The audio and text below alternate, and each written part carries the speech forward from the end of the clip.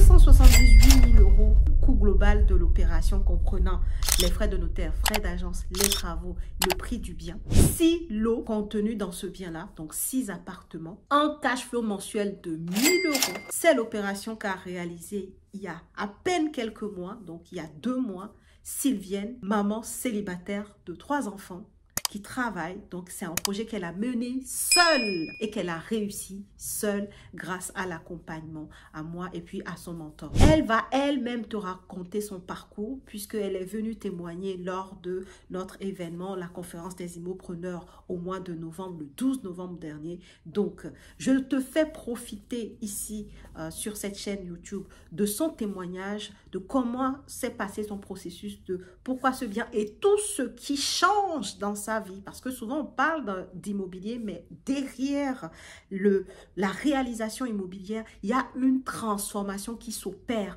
dans la vie de chacun. Et dans le cas de Sylvienne, sa transformation, elle est juste incroyable. Donc, je te laisse écouter cette vidéo. Si toi aussi, tu as un projet d'investissement immobilier, vas-y tout de suite dans les commentaires, dans la description, pardon, de cette vidéo et réserve ton appel avec nous, ton appel stratégique pour échanger sur ton profil. 2024 se prépare maintenant. Il y a beaucoup de personnes qui ont déjà commencé à préparer leur année 2024 et ils ont bien raison de le faire parce que le temps ne nous attend pas.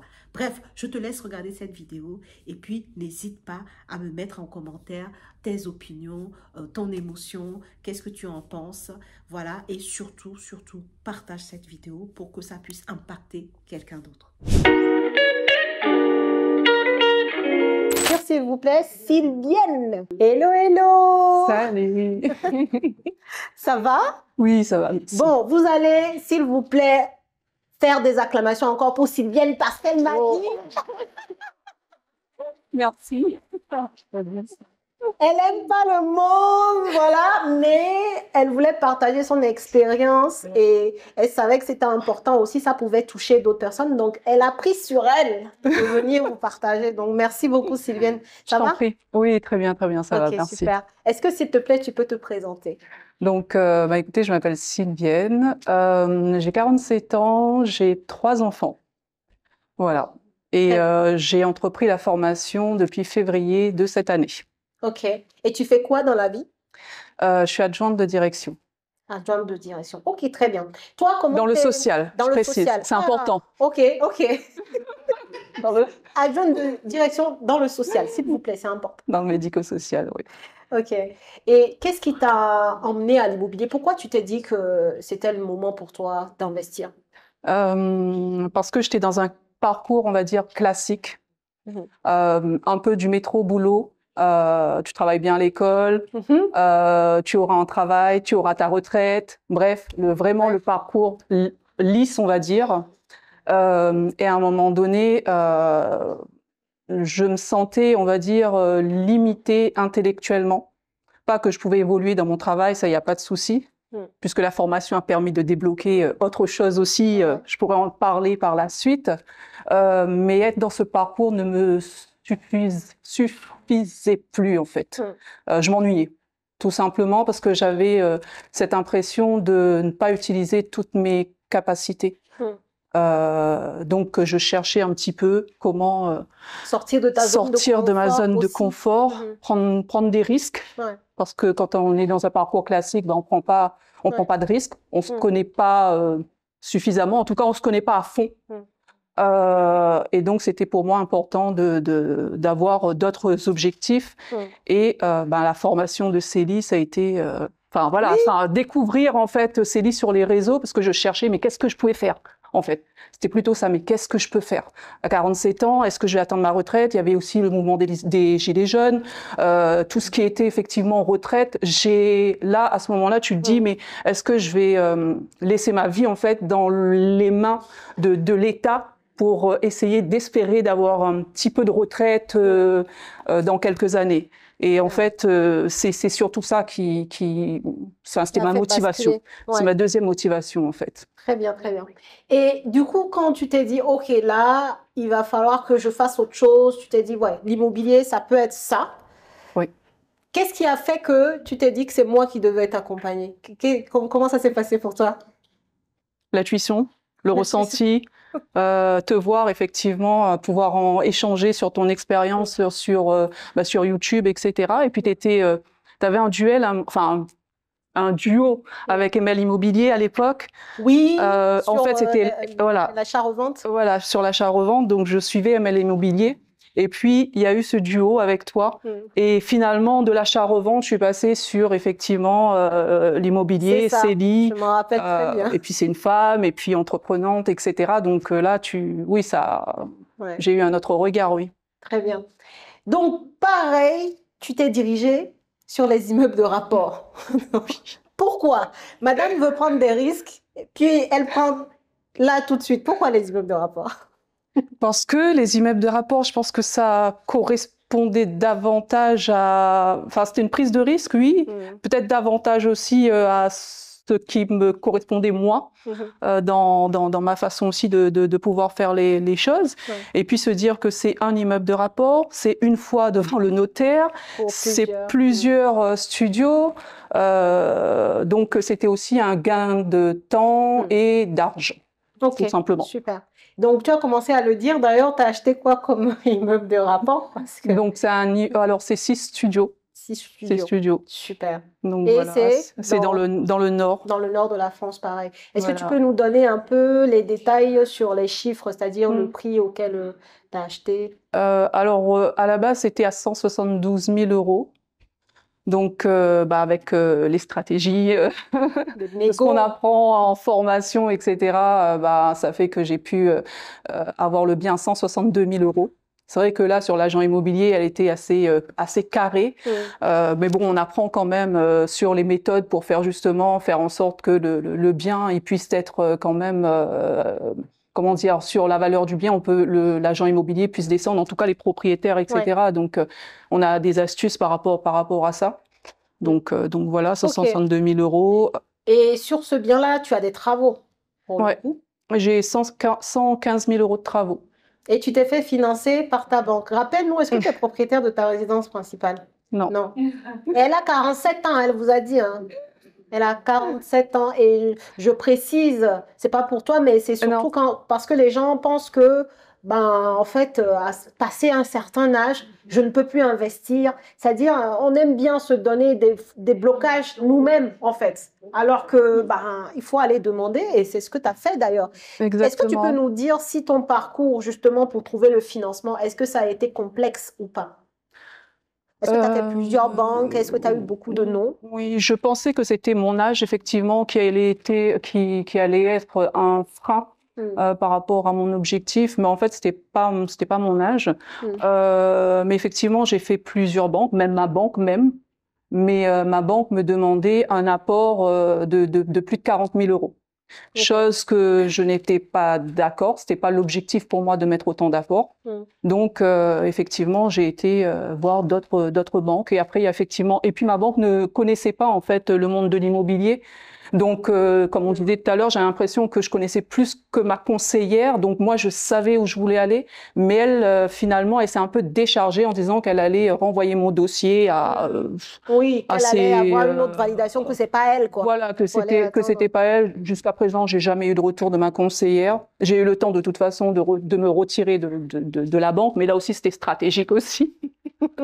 Pour aussi, c'était une négociation aussi avec ma banque aussi, de pouvoir aussi me ramener mes fonds vers cette nouvelle banque qui me finance. Très bien. Et donc, cette nouvelle banque qui te finance, c'est une banque que tu as découverte comment? Est-ce que c'est en faisant le tour? Comment tu arrives à cette banque-là qui accepte de te financer? En fait, comment ça s'appelle? On m'avait déconseillé. On m'avait dit de ne pas y aller, je ne vais pas être financée par cette banque, c'est BNP Paribas. Donc, je n'allais pas être financée, etc. J'ai été quand même, j'ai été au culot, et surtout, ce qui a été important, c'est les éléments de la formation, en fait. Je reviens toujours parce que c'est quand même un appui. C'est-à-dire pour dire aussi que il faut pas y aller sans avoir les mains dans les poches, non. L'outil, comme tu disais, tu vas pas voir une banque, effectivement, les mains dans les poches en disant je veux, ou j'ai envie, ou je souhaite. Non, il faut connaître pourquoi on va voir une banque et effectivement avoir les éléments, un écrit, mais tout ça, c'est dans la formation. Donc montrer effectivement qu'on est solvable, qu'on a les capacités, aussi est bon. que le projet il est viable, etc. Très bien.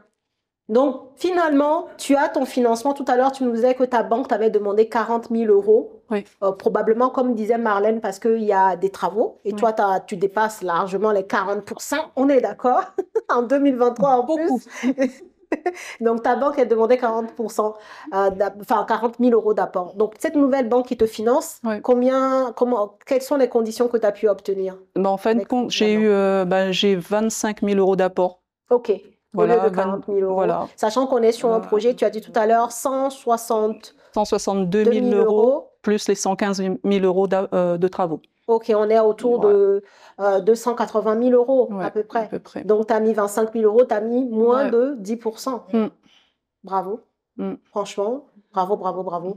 Et donc, tes 6 studios, c'est quoi l'objectif d'exploitation, de loyer? Tu les connais, ils vont te dire? Bon. En fait, donc, je suis entre 800 et 900 euros de cash flow. Très bien. Sachant que sur les 6 studios, ce serait sur 2580 euros par mois, en fait. Par mois. Par rapport à la location, donc voilà. Bravo. Bravo. Et tout à l'heure, tu nous disais, parce que je reviens toujours à ce que je disais là, la transformation. En fait, Sylvienne, elle a commencé, pareil, un peu dans la peur. Elle vous a dit, elle a fait les choses, elle a trouvé son financement, elle est allée là où on disait, non, c'est chaud. Elle a trouvé son financement dans la banque là. Et où est-ce que tu en es aujourd'hui de façon générale dans ton parcours immobilier, on a vu, mais au-delà de ça, tu commençais à nous en parler un peu là. Au-delà de ça, je dirais que déjà que c'est une belle aventure humaine. C'est vrai qu'au bout, on cherche du cash flow, on cherche, tout simplement, et puis chacun ses objectifs. Mais parallèlement, ça a débloqué quand même pas mal de choses chez moi. La confiance en soi. Pouvoir dépasser finalement quand on parle de pensée limitante, etc. Donc des choses que par exemple au niveau professionnel, que je restais toujours, on va dire, au même stade. Aujourd'hui, j'ai entrepris une autre formation parallèlement parce que je ne compte pas quitter le salariat, vu peut-être mon âge ou enfin j'en sais rien, mais après ça c'est à discuter aussi, j'ai encore d'autres choses à découvrir, mais en tout cas je cherche encore d'autres façons de gagner encore au niveau du salariat, donc j'ai entrepris une nouvelle formation, une formation que j'avais pas forcément envie de faire depuis très longtemps. En fait en étant dans cette formation, dans cette dynamique, ça a débloqué d'autres choses, donc la confiance et puis de me remettre dans une formation et d'avoir un autre poste, je pense, l'année prochaine. Donc, dans quelques mois. Bravo. Donc, voilà. Ah là là là là. C'est énorme. Moi, j'aime beaucoup. Enfin, en tout cas, moi, je kiffe. En fait, elle raconte, moi, je kiffe. J'espère que vous aussi. Mais ça fait plaisir de voir ton cheminement, en fait, jusque-là, en fait, et tout ce que ça débloque au-delà de l'immobilier, comme je dis, parce que tu fais un projet, mais sur le parcours, il y a d'autres choses et ça fait plaisir à voir.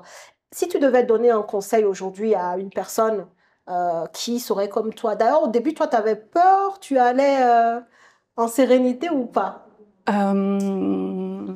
Si, ça fait peur quand même. Un immeuble de rapport,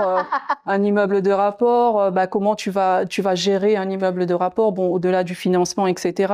Est-ce qu'il faudra être toujours présent pour pouvoir gérer les locataires? Mais j'ai compris, en tout cas, j'ai entendu aussi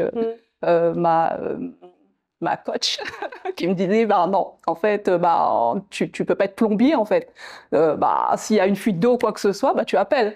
Donc en fait c'est vraiment des pensées limitantes où on se fait vraiment pour nous c'est une grosse montagne et en fait non, il y a vraiment des solutions tout simplement en fait. Je voulais revenir là, je viens juste d'y penser, une chose très importante dans ton parcours sur le financement. Parce que tu te rappelles quand tu nous l'as dit en live, on était en mode « What ?» La banque qui t'a financé là, est-ce que tu peux nous expliquer un tout petit peu comment elle a monté le financement pour que ça passe? En fait, aujourd'hui, j'ai un crédit conso. Elle a monté ça en 2 lignes. Marlène qui regarde. Tu voudrais préférer financer, tu reviens vers moi, je te ferai un accrochement de belle. Alors Marlène, ne t'inquiète pas, c'est prévu. C'est prévu parce que bon, c'est prévu. Donc deuxième ligne par rapport au financement. Donc là pour l'instant je paie 300 et quelques voilà 300 et quelques. Et par contre il me reste 1000 et quelques que j'ai pas encore puisque par rapport aux travaux que j'ai pas encore que je dois à la banque que je n'ai pas encore débloqué. Mais pour l'instant, il y a 300 € qui part. Et, en fait, la banque, ils ont fait 2 lignes de crédit. Ils ont fait une ligne pour le prêt IMO et puis ils ont mis 30 000 € en fait, de prêt Jean Conso, histoire que le crédit passe niveau endettement pour la partie immobilière. Un truc. En fait, je lui disais de vous raconter parce que vous allez vous rendre compte que les banques, là, elles peuvent quand elles veulent. Quand le profil leur plaît, et qu'elle a tous les critères pour eux dans cette banque-là, parce qu'il faut savoir que chaque banque a avec ses critères, hein, bien entendu. Tout le monde n'est pas bienvenu dans toutes les banques, ça il faut le savoir. Mais quand ton profil leur correspond et qu'ils veulent vraiment faire affaire avec toi, en plus toi c'est toi qui as présenté ton projet, elle avait son truc, sa présentation, la banque elle était top, et elle est tombée sur la bonne interlocutrice aussi, ça il faut le dire, et ben elle a tout fait pour que son projet soit financé. Elle a fait le montage pour que ça passe. Vous voyez? Donc, la banque qui vous dit non, c'est qu'elle n'a pas envie. C'est ça qu'il faut comprendre, c'est tout. Quand elle a envie, eh ben, elle réfléchit sur les solutions pour que ton crédit passe. Okay? Est-ce que vous avez des questions pour Sylvienne ou pas? Oui, là. Oui, j'ai juste une question précédente concernant le financement. Du coup, il y a 30 000 € de conso, mais le prêt IMO, du coup, il y a le financement du bien et les travaux. Il y a un différé, si je comprends. Non, j'ai pas eu de différé. C'est voilà, il fallait trouver le juste équilibre. Malheureusement, j'ai pas de différé, mais voilà. Non, il n'y a pas de souci. Le prix du bien. Sur 25 ans. Au vu de mon âge, sur 25 ans. Et fière de le dire. Alors, ça marche pour les banques. Elle peut avoir 50 ans et aller jusqu'à 25 ans. Hein. Oui.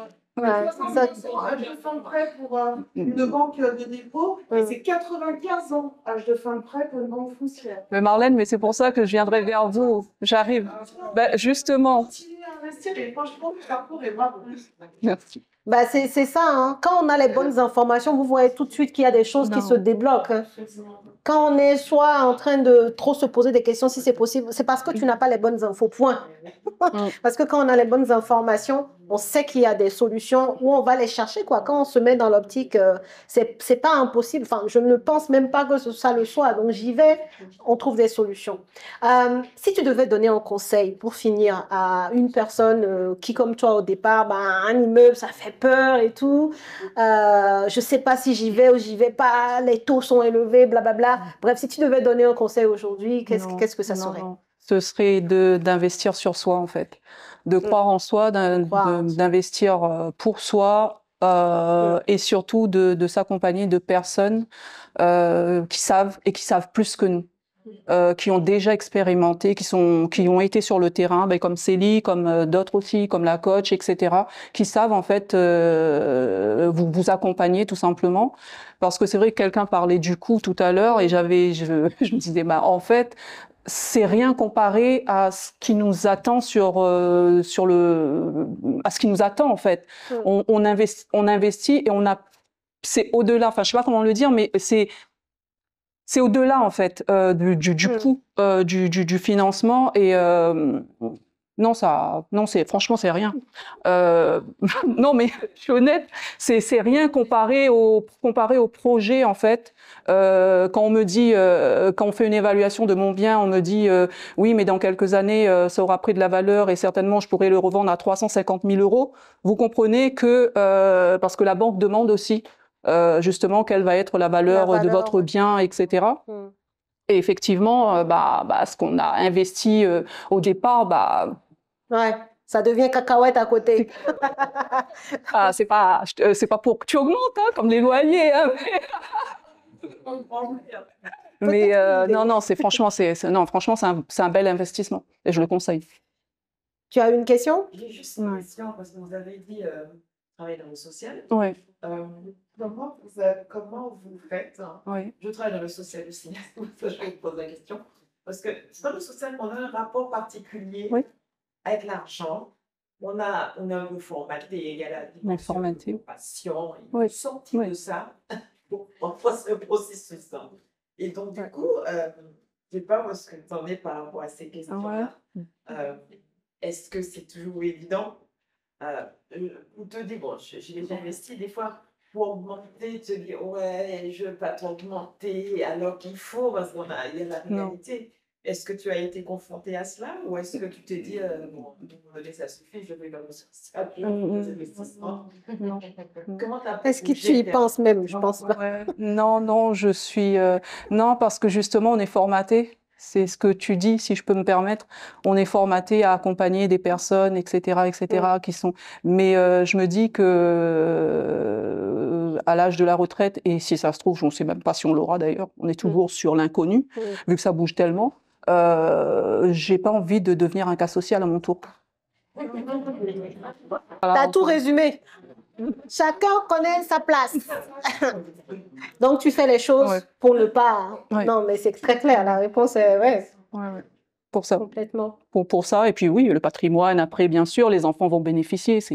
Tout ce qu'on fait, c'est... je n'ai pas précisé, tu as investi seul. Oui. Voilà, comme ça, vous avez... J'ai pas de divorce. T'as pas fait il n'y a pas de divorce prévu.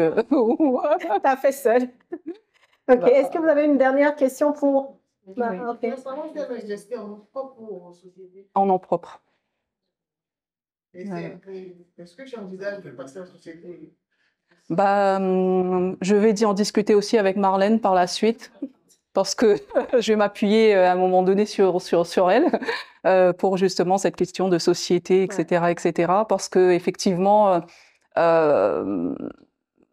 oui, c'est la suite logique et c'est se dire effectivement qu'on a investi dans un bien. Et on n'a même pas encore fini qu'on veut investir dans un autre et ça fait effet boule de neige, etc. Donc forcément, à un moment donné, la capacité d'emprunt, etc. Oui, et même, là, on ne l'a pas précisé, mais elle va faire de la location meublée. Oui, donc, vous savez qu'en nom propre, le meublé, il y a des conditions à respecter, sinon on bascule en professionnel. Donc, ce qui fait que l'un dans l'autre, la société, c'est une suite logique. Voilà. Ça, c'est clair. Exactement. Ok, je pense que c'est bon pour les questions. En tout cas, merci beaucoup Sylviane pour ton partage. Merci à toi.